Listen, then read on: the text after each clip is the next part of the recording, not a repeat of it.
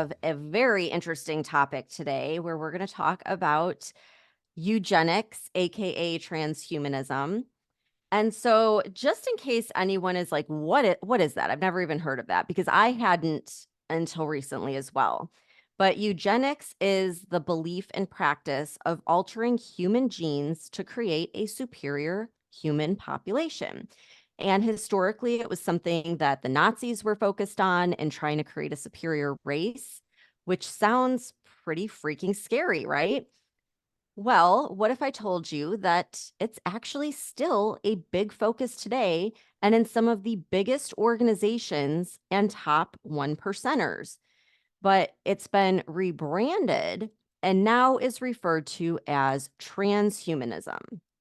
So, how I found out about this was listening to journalist Whitney Webb. She's done extensive research. She has a book that has like 2 volumes. It's just very dense, full of information on pretty much everything we talk about on the podcast. And she's been making rounds on podcasts, including Glenn Beck's podcast, where she was saying how the government isn't going to have to even hide what they're doing because they're going to be able to manipulate our consciousness via transhumanism. So, this got me thinking about what's been happening ever since COVID and how there's just so much corruption and it's right in our face, like they aren't even trying to hide it. But maybe that's the whole point. And like people are always saying, oh, COVID was just a test. They were testing us. Like maybe it was a test to see how much they could manipulate our consciousness with the media and the lockdowns. And then maybe phase 2 testing was like how many people would go along with this experimental nanotechnology vaccine, which could then manipulate our bodies. And if it sounds like crazy talk, trust me, I know, I thought it was crazy too. But that's why I'm going to play the clip of Whitney Webb on Glenn Beck explaining it because it all starts to make sense. So listen to this. Probably start with the history of it. So there was a man named Julian Huxley. He's the brother of the famous author Aldous Huxley. He was president of the British Eugenics Society. The United Nations is created after World War II. He is put in charge of UNESCO. In writing his vision for UNESCO, Julian Huxley says about eugenics, we need to make the unthinkable thinkable again. 10 years later, he coins the term transhumanism in a book Did called... he read his brother's work? I'm sure actually that Aldous Huxley's work was influenced by the type of social milieu he inhabited, which would include his brother, and sort of those intellectual circles where both of them grew up, right? You know, this is the British aristocracy, and really a lot of the idea of eugenics going back to Francis Galton and, Darwinism and all of that, it seems to sort of emanate from there. Fabian socialists. And yes. That. Yes. So in a book in 1957, I believe, called New Bottles for New Wine, something like that, Julian Huxley coins the terms transhumanism and talks about how the new eugenics is going to be merging man with machine. So this is basically eugenics rebranded, and a lot of people that funded eugenics causes of the past, like the Rockefeller family, are, big proponents of transhumanism today, and it's getting increasingly problematic. I would say, if you look, for example, at the new head of the FDA, who very few people have bothered to look into, Robert Califf, he's a former Google Health executive. Google Health has a joint venture with GlaxoSmithKline called Galvani Bioelectronics. I think the former head of that was Moncef Slaoui, who was in charge of Operation Warp Speed, and their focus is what they call bioelectronic medicine, which is, injectable nanotechnology that can manipulate your central nervous system. So, Big Pharma and the guy in charge of Project Warp Speed are all part of the group that's behind the scenes playing with transhumanism. Like, not too comforting, especially for those that got the jab. But where else are we seeing this transhumanism movement? Well, for starters, our FDA is on board with it. I mean, not only did they approve the nanotechnology in the COVID vaccines, but they also approved human trials in Elon Musk's brain chip company, Neuralink. as well as their competitor Synchron, which has an interface that connects the human brain to a computer. We have CRISPR technology, which can edit the genes of an organism. In China last year, they successfully transferred the consciousness of a monkey into a computer. Successfully. And like the monkey it's fine. It's living virtually in a simulation and has like no idea that it's in a computer. How freaking scary is that? I'm like, are we in a computer and we don't know it? Like, what the heck? And the crazy part is it was a non-invasive procedure that they were able to do. So crazy. You have Apple that just released their new VR headset where the people are like walking around with. So they're basically like in reality, but also in a simulation at the same time. And basically, what they're doing is they're slowly getting us comfortable with the idea of merging man with machine. And after all, like, think about how quickly we accepted and adapted to smartphones and AI and Wi-Fi, like almost instantly. So this is not too far-fetched. Yeah, especially like with smartphones, like if I don't know where my phone is, I'm totally freaked out because like Yeah. my whole life is For on my like 2 phone. It's seconds, you ridiculous. don't have your phone with you Yeah, and you're like, oh my God, where is it? Yeah. yeah. So I got to ask you, have you heard of the Future of Humanity Institute? No. Okay, I had not either until I read this article in The Guardian a few days ago. And I guess this place was a very well-renowned research center in Oxford, England. And 2 weeks ago, it just shut down without any warning. And all they did was put a brief statement on their website saying that the institute was closed. And then they made some vague comment about how research may continue elsewhere, but they didn't say where. And just for a little background, this institute was opened in 2005 by a Swedish-born philosopher, Nick Bostrom. And the whole purpose was to study existential risk to humanity. But it wasn't an institution that was supported by academic circles. It was supported by the tech billionaires of Silicon Valley, who also gave most of its financial support. In 2018, the institute received over 13 million from the Open Philanthropy Project, which is a nonprofit backed by Facebook co-founder Dustin Moskovitz. Elon Musk has also been a benefactor of this place.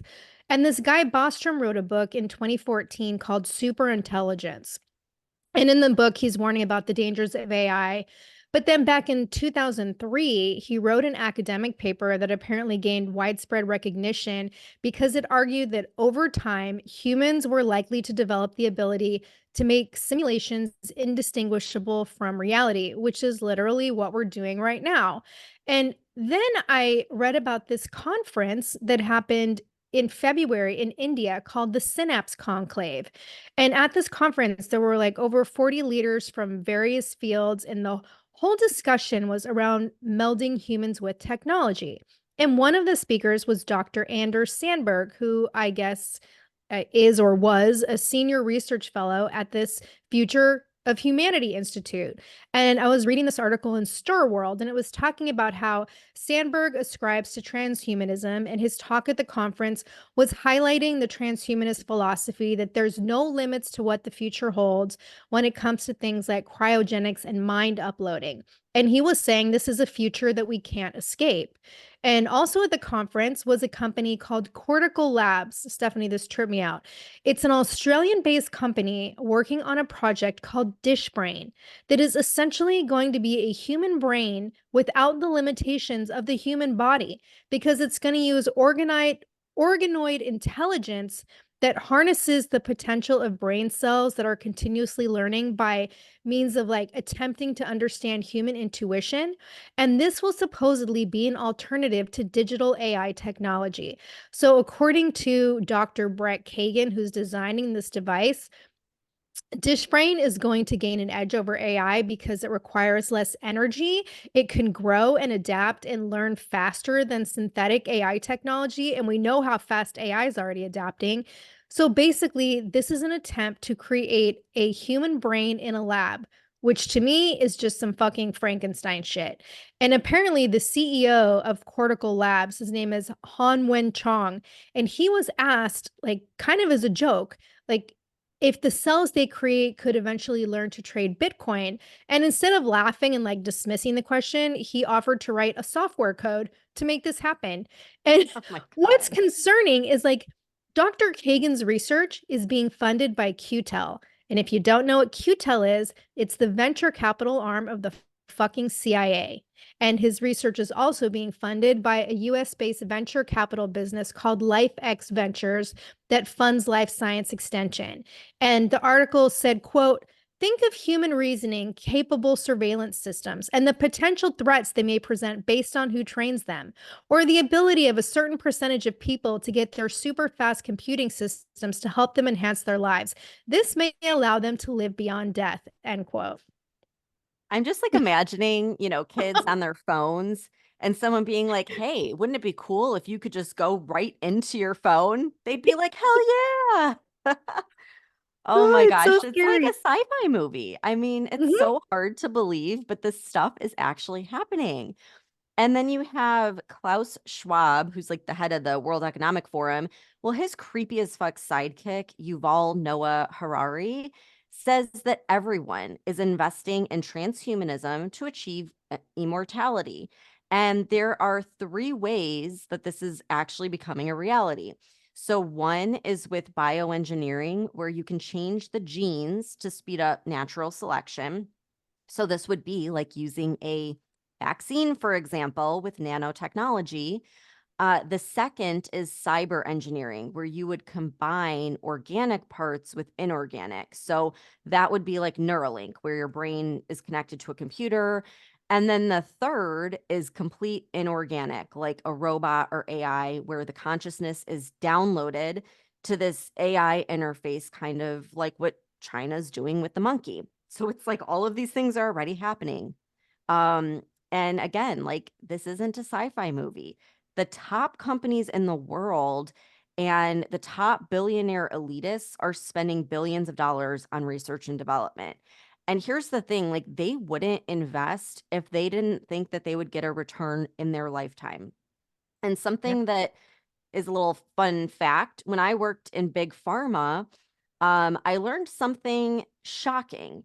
And that was that if you have a new drug, they won't bring it to market if they don't expect it to make at least $100 million. So, I mean, you could literally have a cure to a deadly disease, but if it's not profitable enough, they won't bring it to market. This is a known fact. Okay. So, you better believe if they're investing billions of dollars into transhumanism, then it's on the horizon in our lifetime. And it also makes me question all these AI companies. Like, what is their true motive? Are they Mhm. part of the transhumanist agenda? Well, we know for a fact that Google is, because not only are they creating AI, but they also have a company called Calico Labs, where they're spending billions to, quote, solve the problem of dying, end quote. That's right on their website. They're not trying to hide it at all. And so I think that it would be safe to assume that their AI that they're developing is in conjunction with this lab that's trying to, create some sort of solution where we converge with AI to live forever.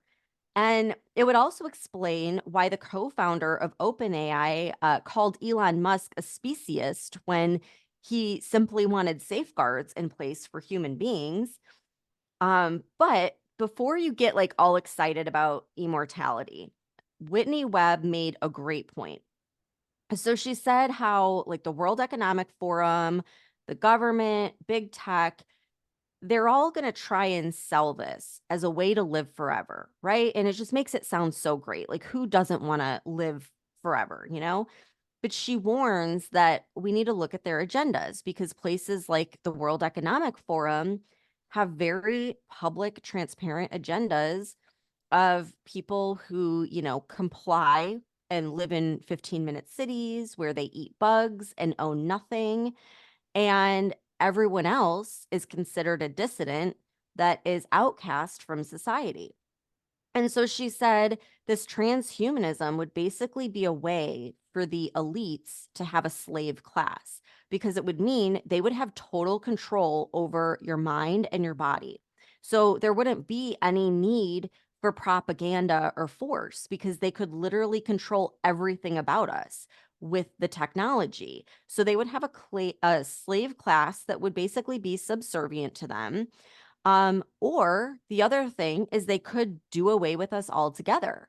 Like, after all, how many times does Bill Gates and Klaus Schwab have to say that we need to reduce the population by billions of people before we believe them? They look at us like we're just carbon emitting morons that are using up their resources. And if you think that's a far-fetched conspiracy, just look throughout history. Like, the slave class has been repeated over and over throughout history. It's still happening all over the world. Why would we be naive enough to think it wouldn't happen again here, especially if technology would make it easier than ever, you know? And like, look at what happened with the Nazis trying to eliminate Jews. And now, like, that's starting back up again with this whole pro-Palestinian crowd. So, like, it's not far-fetched at all to believe that they could try and take control over a population or destroy it, like wipe out people that they deem inferior. And so, like, let's just be optimistic and say, like, well, maybe they really are just trying to offer people immortality, right? Okay, well, what happens if you do that, but then down the line, you do something they don't like? Like, what happens if you question them? What happens if you run out of money or stop producing for them? They would have total control over your mind and your body. So, like, you're basically giving up your life and everything that makes you you and entrusting the government and the elite class to do the right thing. Like, it's absurd when you look at it from that perspective. And like, think about the things we've covered just on the podcast from the World Economic Forum summits where they're already talking about controlling our thoughts at work with a brain chip and like monitoring our carbon footprint by surveilling everything we do. And like, these are actual things being developed that were announced to the leaders of the world at the summit. So to think that they have good intentions would be completely naive. Yeah, and on that train of thought, like, there's also this idea that the whole transgender push is part of this transhumanism movement. And Tucker Carlson did an interview with Russian political philosopher Alexander Dugin, and he posted this interview on X late on Monday night. And part of the conversation was about Dugin saying that the Anglo-Saxon world of liberalism is abandoning human identity in favor of things like transgenderism. And he was saying movies like The Matrix and Terminator are predictions of what will happen to humanity when liberalism runs its course, because liberalism like frees people from having a collective identity. And with the transgender movement, he said this is creating these new forms of sexual individualism where like choosing your sex is optional, which is a necessary implementation of the ideology behind transhumanism. And according to this guy Dugin, he said, quote, "The final step in this process of liberalism will mean precisely the human option. So you can choose your individual identity to be human or not be human. That has a name: transhumanism, posthumanism, singularity, artificial intelligence," end quote. I am so glad you brought this up because when we did the transgender episode, the last episode we did, the whole time in the back of my mind, I was thinking, is this whole transgender movement a pretest for the transhumanism movement? Because you're basically seeing how many people in a society are going to go along with making permanent changes to their body and Yes. their identity. And then, we've talked before on the podcast about the push for the trans movement in the military. Well, why would you want that? You would want that because those are people that are going to be compliant. They're going to go along with whatever you say. They don't have values or morals. They don't question authority. They just go along with the narrative.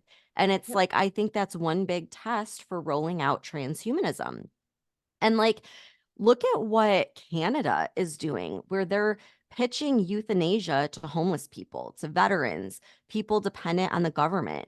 And I want to play this clip of Bill Gates talking about a trade-off between keeping people alive or laying people off of their jobs. So this is scary. Everything else. So right now, what you see is it's squeezing higher education as rapidly as they can. And so the access that used to be available to the middle class or whatever is just rapidly going away. That's a trade-off society is making because of very, very high medical costs and a lack of willingness to say, is spending $1 million on that last 3 months of life for that patient, would it be better not to lay off those 10 teachers and to make that trade-off in medical costs? But that's called the death panel, and you're not supposed to have that discussion. It squeezes. Okay, so what he's basically saying is, no one wants to talk about this, but we should talk about this because medical costs are so expensive. And you have a billionaire basically saying like, well, just let them die. Yeah. It's too expensive. Let them die. So it's like, we need to wake up and pay attention to what these people are saying, because these are the people that are funding this transhumanism shit. So again, like Bill Gates, the guy who's known for talking about reducing the world population, is the same guy pushing vaccines all over the world. And Speaking of getting money which, for it, getting Mhm. kickbacks. Oh yeah, his tax shelter, his like philanthropy is all about pushing these vaccines. Well, he said the quiet part out loud in his 2022 TED Talk. And I want to play the part that he shouldn't have said, but did. So pay attention closely. Now, if we do a really great, first we've got population. The world today has 6.8 billion people. That's headed up to about 9 billion. Now, if we do a really great job on new vaccines, healthcare, reproductive health services, we could lower that by perhaps 10 or 15%. Okay, so he's saying with vaccines and, quote, reproductive health care, aka abortions, we can reduce the world population by 10 to 15%. Okay. When yeah, okay. So first of all, like, doesn't that make you look at vaccines differently? Because Yeah. I thought, silly me, I thought the whole point of vaccines was supposed to increase the population because it keeps people from dying of disease. So Mhm. I started diving into it. And I mean, again, right on our government websites, NIH, CDC, there is a small percentage of people that do die from just regular normal vaccines that every child gets, and it's usually children with disease or like a weakened immune system. And so it almost sounds like what they mean about playing with genes to increase natural selection of the fittest and to get rid of the weak links in our society. And like, I'm someone who's been vaccinated. My kids have all had their childhood vaccines. So it's not like I'm some anti-vaxxer. But I mean, doesn't it make you question it when you have a guy who is known for saying we need to reduce the population by billions of people, and he's the same guy pushing vaccines everywhere? Like, put two and two together. Like, maybe they're not good. Maybe those vaccines are killing 10 to 15% of the population, like he just told us. So it's like when you look at all of the stuff that they're already plotting without the use of AI and robots and all this other stuff, don't you think they'll use transhumanism to like amp up what they're already doing? Oh, totally. And I have to say on this whole vaccine topic, it's right there on official government documentation. You can go on the National Library of Medicine at nih.gov and you can read about vaccines being a tool of artificial human enhancement. And there was an article from 2021 that talks about how vaccination is classified as a powerful means of human enhancement in creating, quote, better people by means of technology. And the article talks about how even though this raises ethical issues, it was important to have these mass vaccination programs be promoted and implemented during COVID. And I'm going to read something that the author wrote. She said, quote, "The human enhancement debate revolves around the question of how far we may go beyond humans' natural development and adaptation when facing specific challenges. Such challenges may be general, physical, or intellectual barriers, such as overcoming natural limits of our body capabilities or mental capacities. Challenges can exist regarding natural developments of our body and mind due to senescence, which is biological aging, but can also emerge due to natural or man made changes to the environment. Human enhancement can be seen as a matter of control over natural processes or conditions, which are experienced as undesirable or flawed.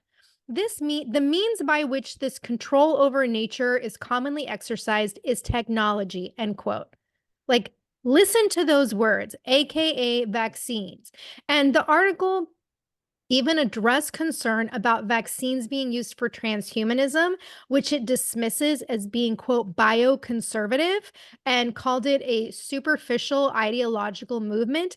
But the author then turns around and says that this is an important observation that should be focused on in future research. So, yeah, I would say there is definitely potential for vaccines to be used in the transhumanism movement if this hasn't already been going on without our knowledge for some time, which it probably has. Yeah, this has got to be the most eye-opening episode because I feel like this is at the root of everything they're doing. Everything we talk about on the podcast, it's like it all ties to this transhumanism movement. And Yeah. I never connected all the dots until researching for this. So here's my thoughts on the whole thing. Okay. There's 2,781 billionaires in the world and a handful of companies that control the world agenda. Okay. There are 8.1 billion people. Maybe the reason all these billionaires are for depopulation and transhumanism is because it's a way that they can continue to control the population, but we don't have to go along with it. But we do. We keep going along with it. And why? Because they're playing these silly games with us. They're getting us to fight about things like abortion and race, religion, trans kids. And while we're all distracted by those things that really don't matter in the grand scheme of things, the people in control are focused on global control. And as long as we're divided on those topics and distracted, we're essentially giving all of our control and freedom away to the powerful few, Yeah, but they're also, in addition to distracting us with arguments about everything we're fighting about, they're distracting us with this technology by making it something that is become so critical to how we live our day-to-day lives. Again, like everyone with their phones and complete dependency on phones and dependency on social media, especially kids. Like kids these days, what do they spend their entire free time on social media? And like that's all part of this movement in my eyes. Yeah, absolutely. I agree. And it makes me question, like we know that COVID was most likely created in a lab. And it's like if they really wanted to push the population to upload, so to speak, to the AI or whatever, they could unleash another more deadly COVID. And people are going to do it. People don't want to die, especially, young or whatever. So it's like, it's really scary. It just opened my eyes to like all of the agendas going on and how they all serve one purpose. Because it's like, why are they intentionally doing this stuff? What's the end game? The end game is transhumanism. And think about it, like if you're a billionaire and you have more money than you know what to do with, what's the one thing you can't buy? You can't buy immortality. Yeah. But they're trying. They're trying. And so that's what they're working on. And everything going on is setting us up for this. And we don't even know it. We're like totally unaware of what's right in front of us. So I think if we could put all the other stuff aside that's dividing us right now and unite as human beings, like as the human race, we can tell these transhumanist freaks to go fuck themselves, like, but I don't know that I think people are gladly going to go along with this. That's my feeling. Yeah, and I am sorry, but in like this day and age, why would you want immortality? In Right? in like in our fucked up society right now, why would you want immortality? Exactly. And think about it too. Like okay, if the rich elites have immortality, they're starting out with the most money in the world. So they're always going to stay at the top. Like they're not going to die off. Yep. And so, like, truly, it would be a slave class. We would always be subservient to them. And if you don't comply, they cut off your connection and you're dead, you know? Yeah. Like, it's so wild to think about. But again, like, it's not wild to think about because it's happening as we speak. It's literally science fiction coming to life. Yeah. And it's all right out there. That's the other thing. Like, it's not like this is some secret program. They are like flat out admitting it on their websites. They're doing interviews, they're speaking to audiences. Like, this is out there. We're just all so distracted with all the other bullshit that we're not paying attention to the biggest thing that's going to change the world. Yeah. So, yeah. Happy Sorry Monday. to freak everyone out. Yeah. Happy Monday, everyone. Great way to start the week, Stephanie. Great way to start. But yeah, as usual, share this episode, share it, let people know what's going on, put it out there because we need to wake up to this. We need to know what is happening. So yeah, I hope you had fun with that, and aren't too freaked out for the rest of the week. But anyhow, have a great day. And thanks for tuning in. We'll see you back here on Wednesday.